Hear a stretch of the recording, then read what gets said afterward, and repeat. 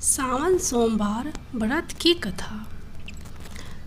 हिंदू धर्म में सावन का महीना बहुत पवित्र माना जाता है। इसे धर्म कर्म का माह भी कहा जाता है। सावन महीने का धार्मिक महत्व काफ़ी ज़्यादा है। 12 महीनों में से सावन का महीना विशेष पहचान रखता है। इस दौरान व्रत, दान व पूजा पाठ करना अति उत्तम माना जाता है। इससे कई गुना फल भी प्राप्त होता है।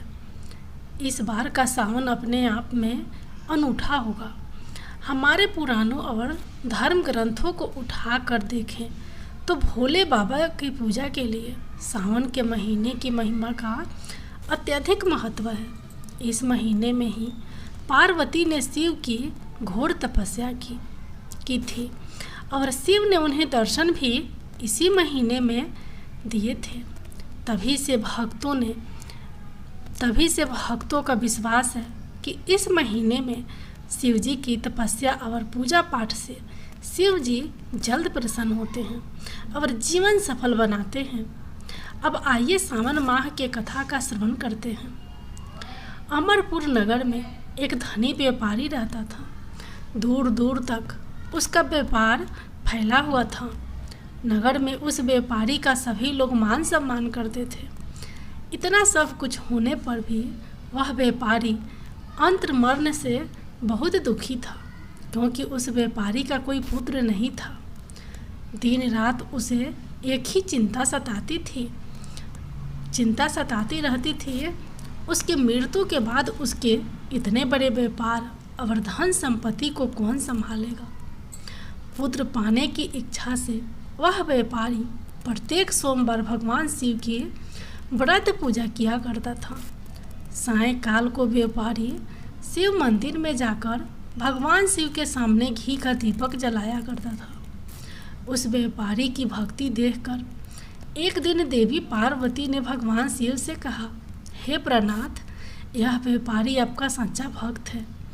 कितने दिनों से यह सोमवार का व्रत और पूजा नियमित कर रहा है। भगवान आप इस व्यापारी की मनोकामना अवश्य पूर्ण करें। भगवान शिव ने मुस्कुराते हुए कहा, हे पार्वती, इस संसार में सबको उसके कर्म के अनुसार फल की प्राप्ति होती है। प्राणी जैसा कर्म करते हैं उन्हें वैसा ही फल प्राप्त होता है। इसके बावजूद पार्वती जी नहीं मानी। उन्होंने आग्रह करते हुए कहा, नहीं प्रनाथ, आपको इस व्यापारी की इच्छा पूरी करनी ही पड़ेगी। यह आपका अन्य भक्त है। प्रत्येक सोमवार आपका विधिवत व्रत रखता है और पूजा अर्चना के बाद आपको भोग लगाकर एक समय भोजन ग्रहण करता है। आपको इसे पुत्र प्राप्ति का वरदान देना ही होगा। पार्वती का इतना आग्रह देखकर भगवान शिव ने कहा, तुम्हारे आग्रह पर मैं इस व्यापारी को पुत्र प्राप्ति का वरदान देता हूँ, लेकिन इसका पुत्र 16 वर्ष के अधिक जीवित नहीं रहेगा। उसी रात भगवान शिव ने सपने में उस व्यापारी को दर्शन देकर उसे पुत्र प्राप्ति का वरदान दिया और उसके पुत्र के 16 वर्ष तक जीवित रहने की बात भी बताई। भगवान के वरदान से व्यापारी को खुशी तो हुई, लेकिन पुत्र की अल्प आयु की चिंता ने उस खुशी को नष्ट कर दिया। व्यापारी पहले की तरह सोमवार का विधिवत व्रत करता रहा। कुछ महीने पश्चात उसके घर अति सुंदर पुत्र उत्पन्न हुआ। पुत्र जन्म से व्यापारी के घर में खुशियां भर आ गई। बहुत धूमधाम से पुत्र जन्म का समारोह मनाया गया। व्यापारी को पुत्र जन्म की अधिक खुशी नहीं हुई, क्योंकि उसे पुत्र की अल्प आयु के रहस्य का पता था। यह रहस्य घर में किसी को नहीं मालूम था। विद्वान ब्राह्मणों ने उस पुत्र का नाम अमर रखा। जब अमर 12 वर्ष का हुआ तो शिक्षा के लिए उसे बनारसी भेजने का निश्चय हुआ। व्यापारी ने अमर के मामा दीपचंद को बुलाया और कहा कि अमर को शिक्षा प्राप्त करने के लिए बनारसी छोड़ आओ। अमर अपने मामा के साथ शिक्षा प्राप्त करने के लिए चल दिया। रास्ते में जहाँ भी अमर और दीपचंद रात्रि विश्राम के लिए ठहरते, वहीं यज्ञ कराते और ब्रह्म भोजन कराते थे। लंबी यात्रा के बाद अमर और दीपचंद का एक नगर में पहुँचे। उस नगर के राजा की कन्या के विवाह की खुशी में पूरे नगर को सजाया गया था। निश्चित समय पर बारात आ गई, लेकिन वर का पिता अपने बेटे के एक आंख से काने होने के कारण बहुत चिंतित था। उसे इस बात का भय सता रहा था कि राजा को इस बात का पता चलने पर कहीं वह विवाह से इनकार न कर दे, इससे उसकी बदनामी होगी। वर के पिता ने अमर को देखा तो उसके मस्तिष्क में एक विचार आया। उसने सोचा क्यों ना इस लड़के को दूल्हा बनाकर राजकुमारी से विवाह करा दो। विवाह के बाद इसको धन देकर विदा कर दूंगा और राजकुमारी को अपने नगर में ले जाऊंगा। वर के पिता ने इसी संबंध में अमर और दीपचंद से बात की। दीपचंद ने धन मिलने के लालच में वर के पिता की बात स्वीकार कर ली। अमर को दूल्हे के वस्त्र पहनाकर राजकुमारी चंद्रिका से विवाह करा दिया गया। राजा ने बहुत सा धन देकर राजकुमारी को विदा किया। अमर जब लौट रहा था तो सच नहीं छिपा सका और उसने राजकुमारी की चुन्नी पर लिख दिया, राजकुमारी चंद्रिका, तुम्हारा विवाह तो मेरे साथ हुआ था। मैं तो बनारसी में शिक्षा प्राप्त करने जा रहा हूँ। अब तुम्हें जिस नवयुवक की पत्नी बनना पड़ेगा वह एक आंख से काना है। जब राजकुमारी ने अपनी चुन्नी पर लिखा हुआ पढ़ा तो उसने काने लड़के के साथ जाने से इनकार कर दिया। राजा ने सब बातें जानकर राजकुमारी को महल में रख लिया। उधर अमर अपने मामा दीपचंद के साथ बनारसी पहुंच गया। अमर ने गुरुकुल में पढ़ना शुरू कर दिया। जब अमर की आयु 16 बरस पूरी हुई तो उसने एक यज्ञ किया। यज्ञ की समाप्ति पर ब्राह्मणों को भोजन कराया और खूब अन्य वस्त्र दान किए। रात को अमर अपने शयन कक्ष में सो गया। शिव के वरदान के अनुसार शयन अवस्था में अमर के प्राण पेखरू उड़ गए। सूर्योदय पर मामा अमर मृत को देखकर रोने पीटने लगा। आसपास के लोग भी एकत्र हो दुख प्रकट करने लगे। मामा के रोने के विलाप सवर समीप से गुजरते हुए भगवान शिव और माता पार्वती ने भी सुने। पार्वती जी ने भगवान से कहा, प्रनाथ, मुझसे इसके रोने के स्वर सहन नहीं हो रहा है। आप इस व्यक्ति के कष्ट अवश्य दूर करें। भगवान शिव ने माता पार्वती के साथ अदृश्य रूप में समीप जाकर अमर को देखा तो पार्वती जी से बोले, पार्वती, यह तो उसी व्यापारी का पुत्र है। मैंने इसे 16 वर्ष की आयु का वरदान दिया था। इसकी आयु तो पूरी हो गई। पार्वती जी ने फिर भगवान शिव से निवेदन किया, हे प्रनाथ, आप इस लड़के को जीवित करें, नहीं तो इसके माता पिता पुत्र की मृत्यु के कारण रो रो कर अपने प्राणों का त्याग कर देंगे। इस लड़के का पिता तो आपका परम भक्त है। वर्षों से सोमवार का व्रत करते हुए आपको भोग लगा रहा है। पार्वती के आग्रह करने पर भगवान शिव ने उस लड़के को जीवित होने का वरदान दिया और कुछ ही पल में वह जीवित होकर उठ बैठा। शिक्षा समाप्त करके अमर मामा के साथ अपने नगर की ओर चल दिया। दोनों चलते हुए उसी नगर में पहुँचे जहाँ अमर का विवाह हुआ था। उस नगर में भी अमर ने यज्ञ का आयोजन किया। समीप से गुजरते हुए नगर के राजा ने यज्ञ का आयोजन देखा। राजा ने अमर को तुरंत पहचान लिया। यज्ञ समाप्त होने पर राजा अमर और उसके मामा को महल में ले गया और कुछ दिन उन्हें महल में रहकर बहुत सा धन वस्त्र देकर राजकुमारी के साथ विदा किया।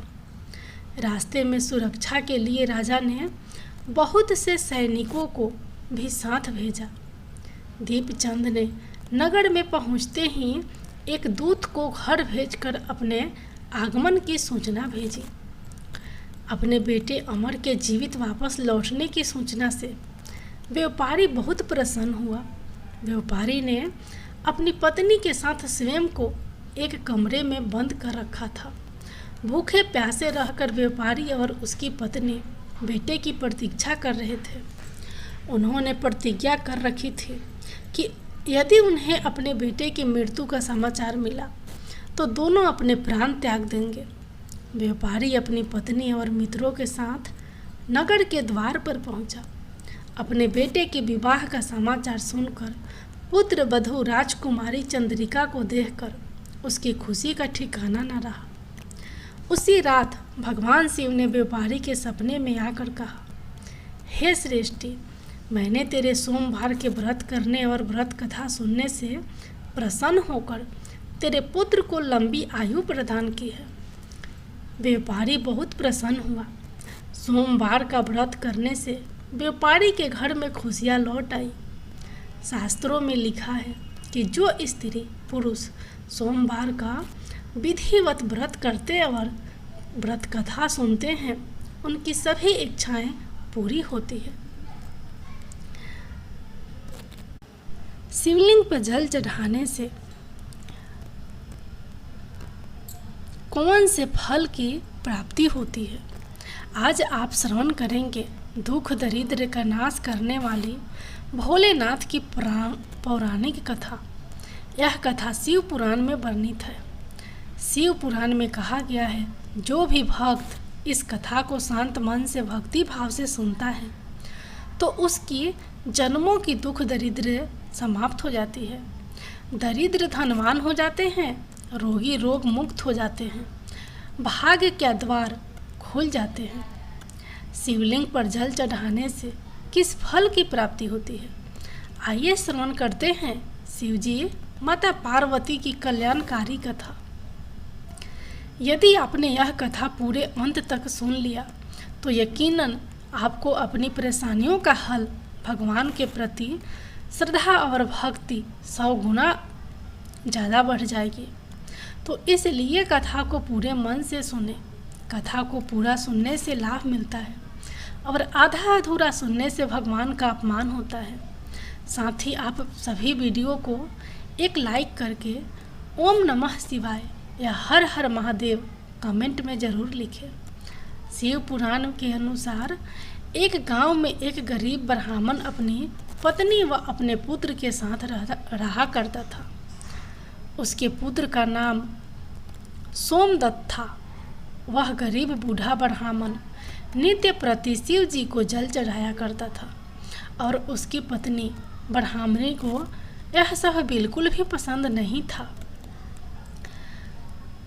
दरअसल ब्राह्मणी पहले बहुत पूजा पाठ करती थी, व्रत उपवास सब कुछ करती थी।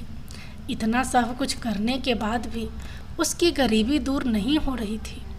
जब ब्राह्मण जवान था तो कहीं से कथा सुनाकर पूजा पाठ करके दक्षिणा लाता, उसी से उसका गुजारा होता था। फिर भी ब्राह्मणी इस आस में पूजा पाठ करती थी कि कभी न कभी उसकी गरीबी दूर होगी, किंतु उसके पूजा पाठ का कोई फल नहीं मिला। अब तो ब्राह्मण बूढ़ा हो गया था। उसमें इतनी शक्ति नहीं थी कि वह कहीं गांव में जाकर कथा कराए। वह बीमार रहने लगा। घर में कमाने वाला कोई भी नहीं था। ब्राह्मण का बेटा सोमदत्त गुरुकुल में पढ़ा करता था। अब ब्राह्मणी के घर में खाने के लाले पड़ गए तो वह गुस्से में पूजा पाठ करना छोड़ देती है और ब्राह्मण को भी पूजा पाठ करने से मना करने लगती है और कहती है कि भोलेनाथ और अन्य देवी देवताओं की पूजा करते करते जवानी से बुढ़ापा आ गया, लेकिन भगवान ने हमारी गरीबी दूर नहीं की, उल्टा अब तो दाने दाने के मोहताज हो गए। अरे मेरी ही मति मारी गई थी कि मैंने दिन रात उपवास व्रत किया, जब तब मैं अपने शरीर को सुखा दिया। अब क्या देगा तुम्हारा शिव, जो तुम शिवलिंग पर जल चढ़ाया करते हो। ब्राह्मणी की बातों को सुनकर ब्राह्मण कुछ नहीं कहता था। उसे तो अपने आराध्य भोलेनाथ पर पूरा विश्वास था। अब ब्राह्मण का बेटा अपनी शिक्षा पूरी करके गुरुकुल से वापस अपने घर आ गया और अपनी माता पिता की सेवा करने लगा। एक दिन की बात है, सोमदत्त शिव मंदिर में अपने पिता के साथ पूजा पाठ कर रहा था और वहीं पर शिव भक्तों को कथा सुनाने लगा। वह कहता है कि जो भक्त भगवान शिव की कथा को सुनते हैं, उनके मन में जो इच्छा रहती है, भोलेनाथ उनकी मनोकामना अवश्य पूरी करते हैं।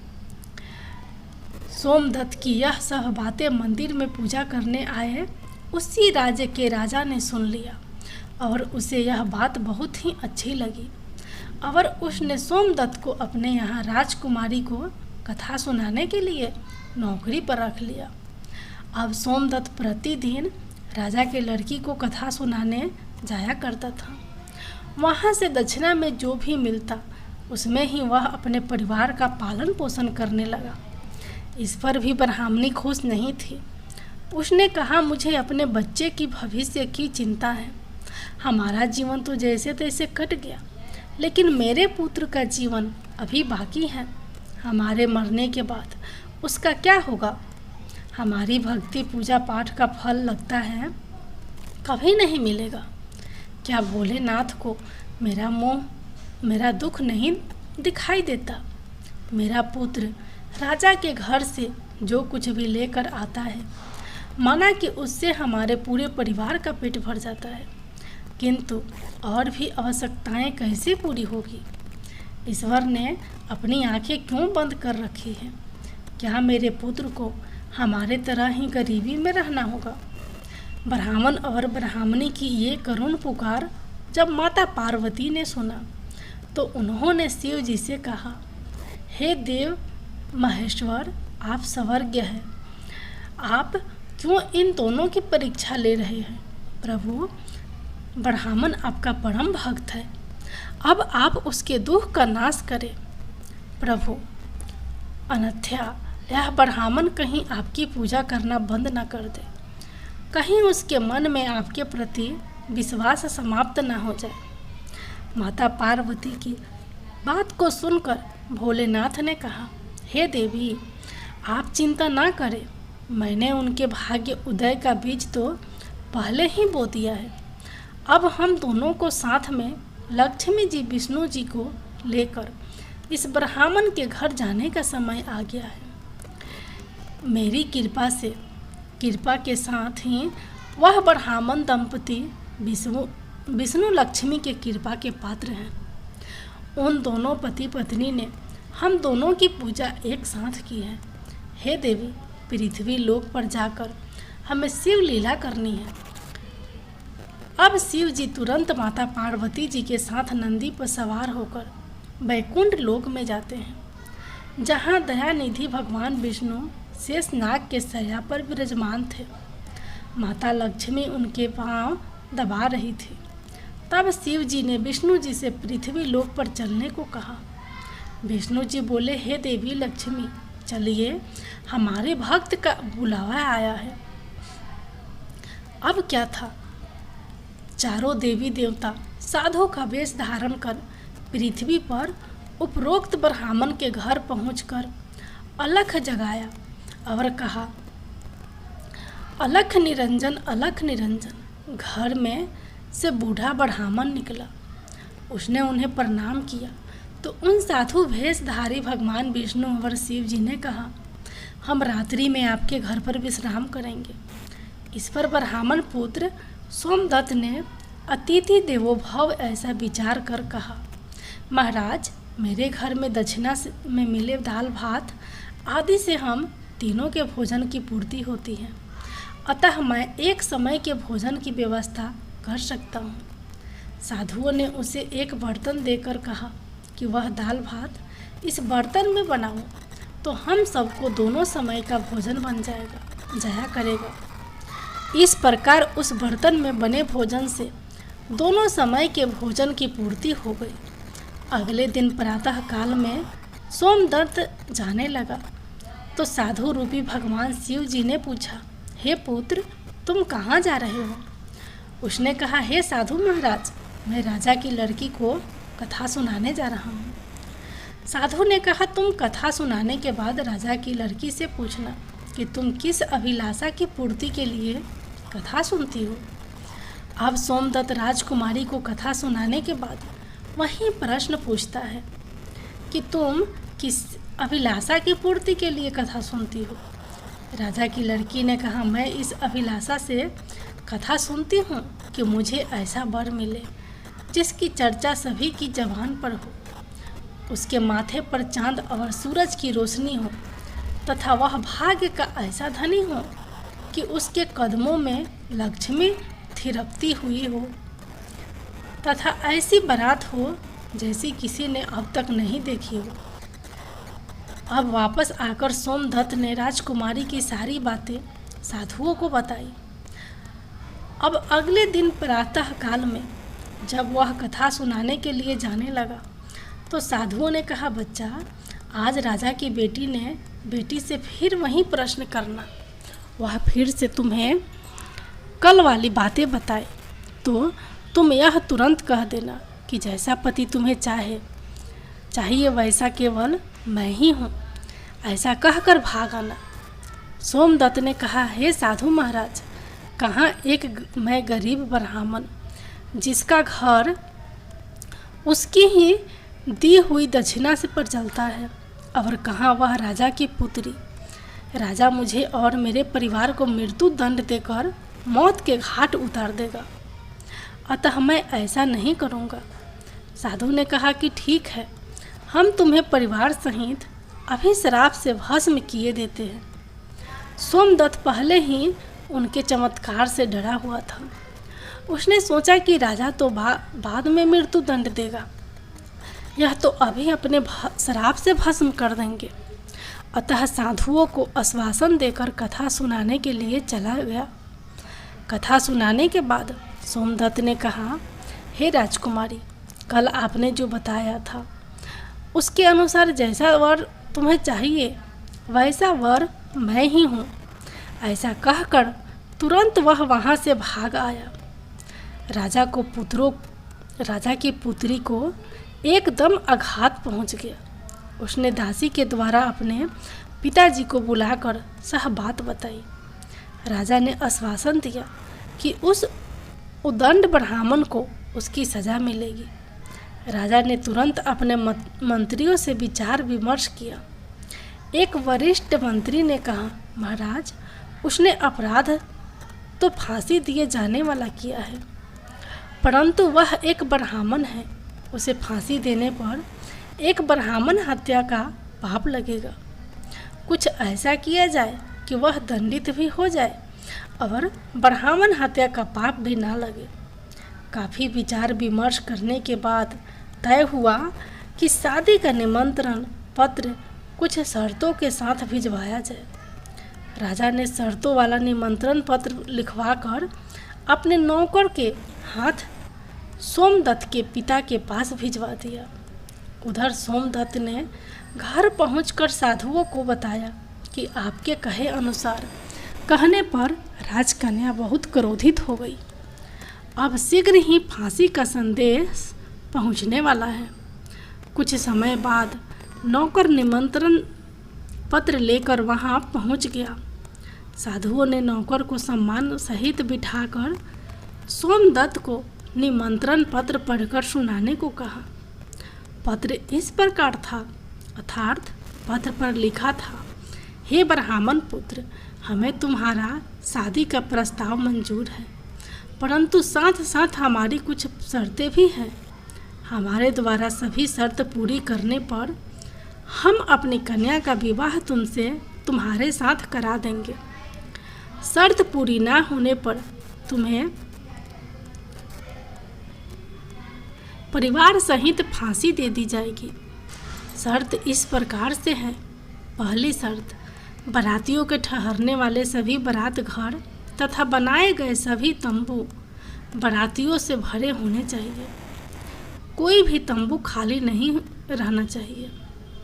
दूसरी शर्त, बाराती के आतिथ्य सत्कार में बताई गई सभी खाद्य सामग्री उपयोग होनी चाहिए, कुछ भी बचना नहीं चाहिए।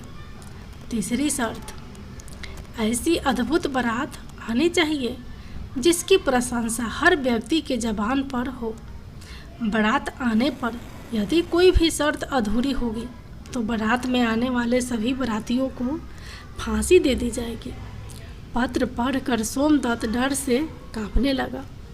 साधुओं ने कहा, तुम डरो नहीं, नौकर को भोजन खिलाकर पत्र का उत्तर देकर विदा करो और पत्र में लिखो कि आप विवाह की तैयारी करें। हम फला दिन बारात लेकर आ रहे हैं। नौकर को भोजन में दाल भात परोसा गया।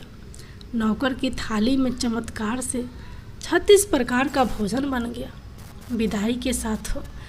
विदाई में साधुओं ने जो कि साधु के वेश में भोलेनाथ और विष्णु जी थे, उस नौकर को मुट्ठी भर धूनी की राख पत्र देकर विदा किया। बाहर आकर नौकर ने देखा कि वह राख नहीं हीरे मोती हैं। वह बहुत खुश हुआ। राजा ने सकारात्मक उत्तर प्राप्त होने पर विचार किया कि वह गरीब ब्राह्मण किसके भरोसे ऐसा कह रहा है। क्या कोई दुश्मन राजा उसका साथ दे रहा है?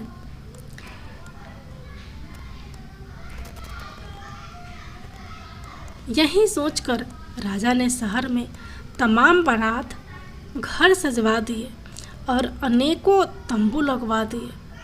राजा का विश्वास था कि अधिक आदमी न आने के कारण वह शर्त हार जाएगा।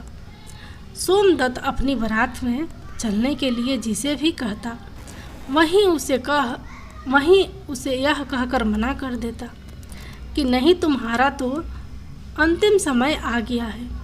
यह बारात में तुम्हारे साथ मरने के लिए क्यों जाए? ऐसी बात सुनकर वह बहुत ही परेशान था। शादी वाले दिन सोमदत्त को परेशान देखकर साधुओं ने कहा, पुत्र, आज तुम्हारा विवाह है और तुम परेशान हो रहे हो। तैयार होकर हमारे साथ चलो। तुम किसी भी बात की चिंता मत करो, हम तुम्हारे साथ हैं। सोमदत्त ने भाग्य में जो लिखा है वही होगा, यही सोचकर तैयार होकर साधुओं के साथ चल दिया। भगवान शिव जी ने इस बारात में चलने के लिए सभी देवताओं को मनुष्य रूप में आमंत्रित कर दिया था तथा भूत प्रेत व अनेक गणों को भी शादी में बुला लिया, जिसके कारण सभी बारात घर व लगाए गए सभी तंबू भर गए। इसके बाद भी कुछ बाराती बिना तंबू के रह गए। राजा के पास सूचना भिजवाई गई कि बारातियों के ठहरने का और प्रबंध कराया जाए। सूचना मिलने पर राजा ने विचार किया कि कहाँ से इतने बाराती आ गए हैं, चलकर देखना चाहिए। फिर क्या था, राजा तुरंत वहाँ पहुँचा। राजा को आया देखकर शिव जी ने शुक्र व शनि जी को बच्चे के रूप में बनाकर भूख के कारण रुला दिया। राजा ने 2 बच्चों को रोते हुए देखकर पूछा कि यह बच्चे क्यों रो रहे हैं? साधु बने शिव जी ने कहा, इन्हें भूख लगी है। राजा ने उन बच्चों को खाना खिलाने के लिए भेज दिया। कुछ समय बाद राजा के कर्मचारी ने आकर बताया कि महाराज, वे दोनों बच्चे तो सरा का सरा खाना खा गए हैं और फिर भी भूख भूख चिल्ला रहे हैं। ऐसा सुनकर राजा बहुत परेशान हुआ। उसने अपना घमंड त्याग कर साधुओं के सामने नतमस्तक होकर कहा, महाराज,